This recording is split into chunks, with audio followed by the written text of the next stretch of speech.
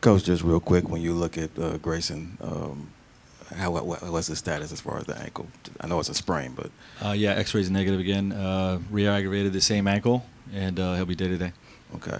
Um, you talked about the passing and the turnovers, and again tonight, 20 led to 31 points. How would you assess how those happened tonight? Was it forced? Yeah, I mean, we got to handle their pressure better. I thought we found some things in the first half that worked really well in terms of our movement and passing cut offense.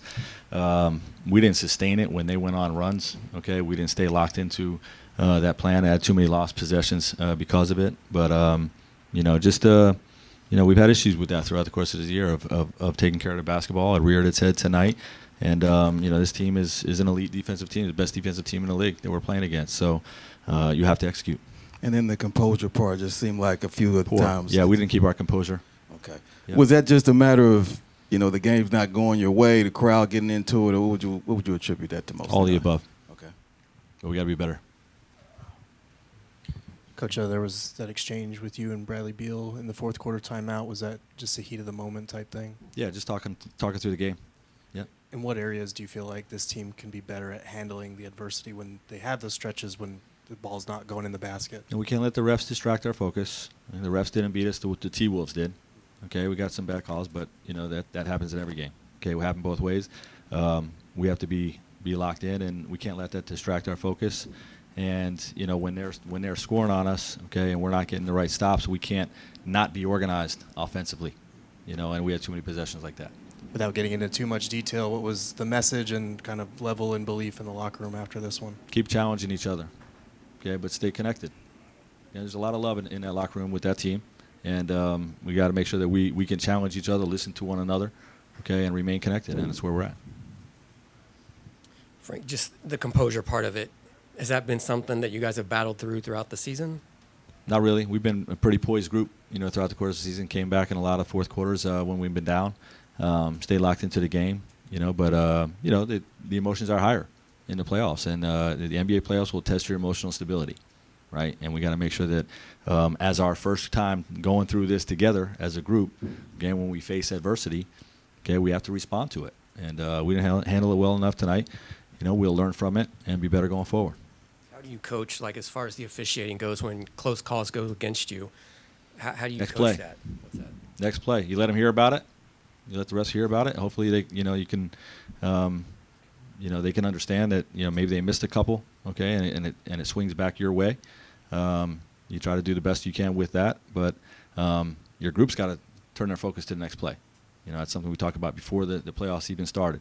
Okay, things are going to go wrong in certain stretches, whether it's our offense, our defense, foul trouble. Okay, the refs. Things are going to go wrong, at certain points in the playoffs, and you have to have a next play mindset. You have to execute the next action. Okay, locked into what's happening next, not what just happened previously.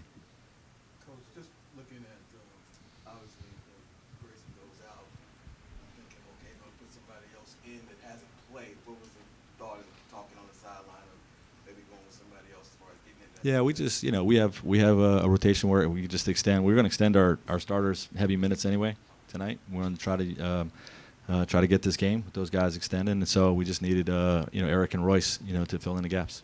Are you at this point, like you leave down 0-2, are you confident? Okay, you can even the series, and I guess a better way to ask it would be, what makes you confident that you can even the series? We got a great team, okay, and we've shown that throughout stretches. We've had our bumps in the road, as you would expect with a group that's put together in year one.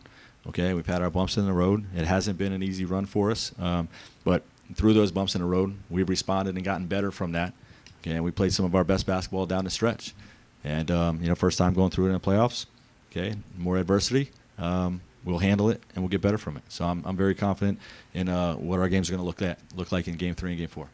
What were you encouraged by early in the first half, though? The improvements from Game 1, second chance points, and also bench scoring. Yeah, the defensive plan was good. Our defensive adjustments I liked. I would run back the defensive side of this game again. We got to do a better job on McDaniels and Conley, but the job we did on Edwards, holding that team to 105 points, I think is going to be defensively enough to beat these guys. Okay, but offensively, we did some things. We made some offensive adjustments philosophically, how we want to attack these guys and how we want to attack their pressure, and a lot of it looked really good. we just didn't sustain it in the second half. To that point, why do you think it didn't sustain in the second half? Lost focus. What do you attribute that to? Just the loss of focus? Yeah, first time being together, okay, not handling our adversity in that second half. Devin, obviously you've been in this situation before, even last year, down 0-2, went back home and even the series. But when the game unfolds like it did tonight with the turnovers and, losing composure a little bit, how do you guys, respond to that? We just got to regroup. We have 2 days to think about it, 2 days to sit with it. We've showed that in spots this season, and it's something that, we need to correct and, correct urgently. Is it, as the game is going, I know obviously having those conversations with the official, I know what you're trying to accomplish. Okay, this is how I'm seeing the game. But at what point is it like, all right, maybe I need to back off, or maybe you lose it in terms of having those conversations with the ref? Which one are you talking about? Just well, particularly it was one where you thought that you got bumped on the side, and then you thought that should have been a foul, and then they called it for a turnover. I thought that might have been the beginning of maybe your frustration really starting to get to you a little bit. I could be wrong, but yeah, you are. Okay. My frustration is just within the team. We need to execute. We play well when we're playing well, and then we need to stick together once things turn bad.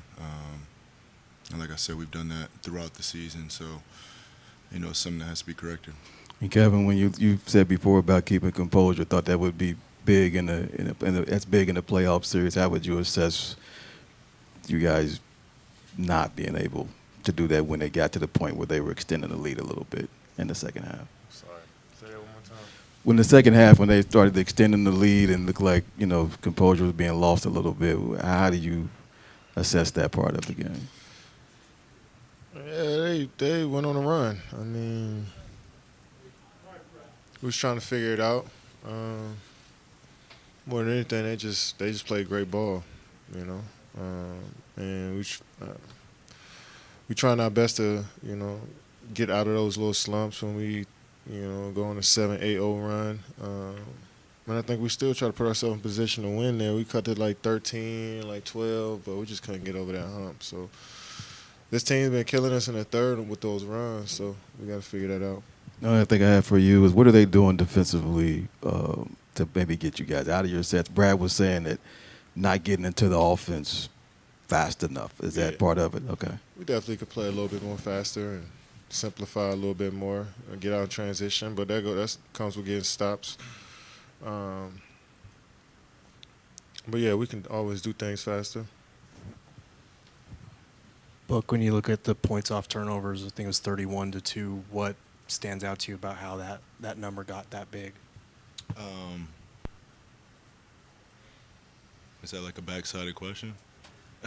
I'm just trying to ask, like, how did the discrepancy get that big in your mind? Like, what led to that? How did they score off turnovers, or how did I turn the ball over? Both, either one. I mean, the turnovers are turnover, and then they ran out and scored.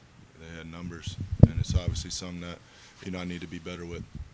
Kev, when you look at the offensive process in the third quarter, what do you feel kind of got away from you guys on that front?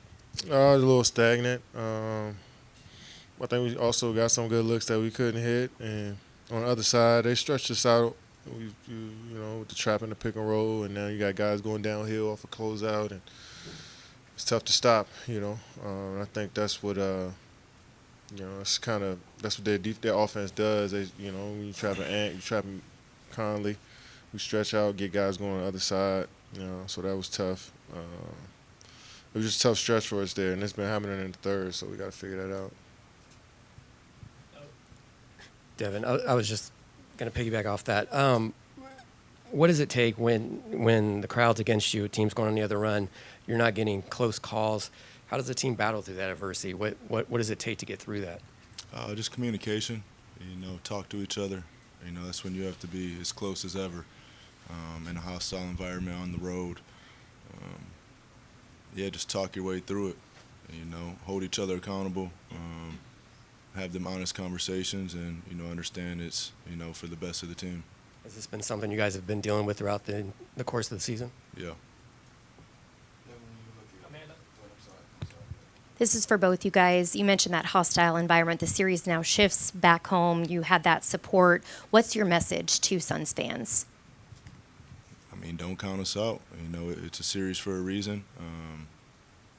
You know, I don't think any road teams won so far. You know, I know that doesn't have anything to do with us, but, you know, it's just a situation that it is. Kevin? I mean, they can't give up on us right now. Shit, we need them more than anything.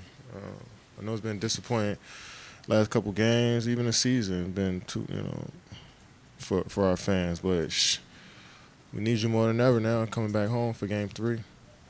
This is for both of you. Statistically speaking, teams that go down 0-2 in a series usually only win the series about 8% of the time. I'm curious, what do you think is different about this team that will enable you guys to do the opposite and hopefully win this series overall? Man, you take a possession at a time, man.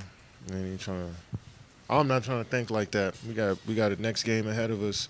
We got to focus on every possession. You know what I'm saying? So we'll take it possession at a time. Book, to your point on these moments coming in the season when the stability seems to fall off, in your experience, what is that stability? Like, what comes from it? What is the team missing to have that? Communication. Can you just expand on the communication part specifically? Just what that entails? Who's talking? Where just they talking to each other, holding each other accountable. You know, I've been saying it. You know, we're all trying to fight out there, and you know, so far in this series, once it's turned to shit, you know, we've kind of separated instead of being together. So, and that's everybody top to bottom. Something we got to figure out. The only other thing I had was if you guys would looked at the stat sheet and saw Towns only had 12 points and had shot 3 for 12, defensively you would take that. But when you see McDaniels 25, how much of that is just like, you know, this is part of a series where they made the adjustment and got him looks in that sense? Yeah, like I said, I mean we respect them, but they got players that shift the defense, and he did a great job tonight just driving closeouts. You know, it's a long closeout when we come from the other side of the floor, and then that got him going making threes too. He's a long athletic player, so even if you're in front of him too, sometimes he's still gonna make a shot. So it's a great game by him tonight, and not just him. They got Rudy Gobert with 18, Conley with 18. That's made up for Cat